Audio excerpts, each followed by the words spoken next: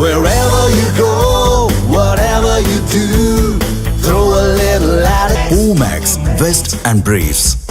தமிழ்நாட்டில் காஞ்சிபுரத்தில் உள்ள ஸ்ரீசென் பாராமெடிக்கல்ஸ் நிறுவனம் தயாரித்த கோல்ட்ரிஃப் என்ற இருமல் மருந்து மத்திய பிரதேசம், ராஜஸ்தான் மாநிலங்களை சேர்ந்த 15 குழந்தைகளின் உயிரை குடித்தது நாடு முழுவதும் பெரும் அதிர்வலைகளை ஏற்படுத்தியது. மருத்துவ பரிசோதனையில் குழந்தைகளின் சிறுநீரகங்களில் டைஎத்திலின் கிளைகோல் என்ற நச்சு ரசாயனம் இருந்ததே இருமல் மருந்து விஷமாக காரணம் என தெரியவந்தது. கோல்ட்ரிஃப் மருந்தில் நச்சுத்தன்மை கொண்ட டைஎத்திலின் கிளைகால் என்ற ரசாயனம் 48.6% அளவில் இருந்ததும், இது பெயிண்ட் மற்றும் மை போன்ற பொருட்களை தயாரிக்க பயன்படும் ஒரு வகை ரசாயனம் என்பதும் பலரையும் அதிர்ச்சியில் உறைய வைத்தது.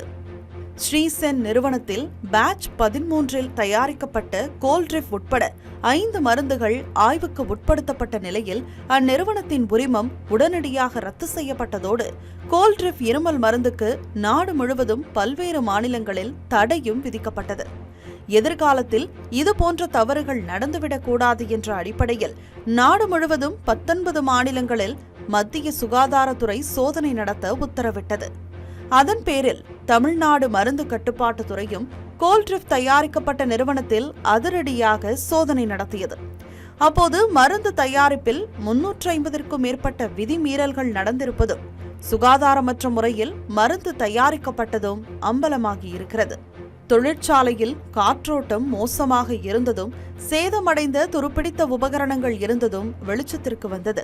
தொழிற்சாலையில் காற்று கையாளும் அலகுகள் அங்கு இல்லாமல் இருந்ததும் அதிகாரிகளை திக்குமுக்காட வைத்தது. கேஸ் அடுப்புகளில் ரசாயனங்கள் நிறைந்த குடுவைகள் சூடாக்கப்பட்டது. ஓட்டை விழுந்த பிளாஸ்டிக் குழாய்களில் மருந்துகள் கசிந்தது. பயிற்சி பெறாத தொழிலாளர்கள் கையுறைகள், மாஸ்க் எதுவும் அணியாமல் பொருட்களை கலந்தது போன்ற கடுமையான விதிமீறல்கள் மருந்து தயாரிப்பில் நடந்திருப்பதாக ஆய்வில் தெரியவந்துள்ளது. 26 பக்கங்களை கொண்ட தமிழ்நாடு அரசு அறிக்கையில் ஆலை அமைப்பு மற்றும் உற்பத்தி பிரிவின் வடிவமைப்பு மாசுபடுத்தும் அபாயங்களுக்கு வழிவகுத்திருப்பது கண்டறியப்பட்டுள்ளது. மருந்துகள் தரமாக உள்ளதா என்பதை உறுதி செய்யும் தர உறுதித்துறை இல்லை. உற்பத்தியை மேற்பார்வையிட தகுதி வாய்ந்த வேதியியலாளர்கள் இல்லை என்பதும் அறிக்கையில் தெரிவிக்கப்பட்டுள்ளது. ரசாயன கழிவுகளை நேரடியாக பொது வடிகாலில் வெளியேற்றியது என பல விதிமீறல்கள் நடந்துள்ள நிலையில் விசாரணையின் அடுத்தடுத்த பக்கங்கள் பகீர் கிளப்பும் தகவல்களை சுமந்து நிற்கின்றன. மனித உயிர்களை காவு வாங்கும் இதுபோன்ற நிறுவனங்களை வளர விடாமல் முளையிலேயே கிள்ளி எறிய வேண்டும் என்பதே அனைவரது எதிர்பார்ப்பு. Wherever you go, whatever you do, throw a little at it. Omax, Vest and Briefs.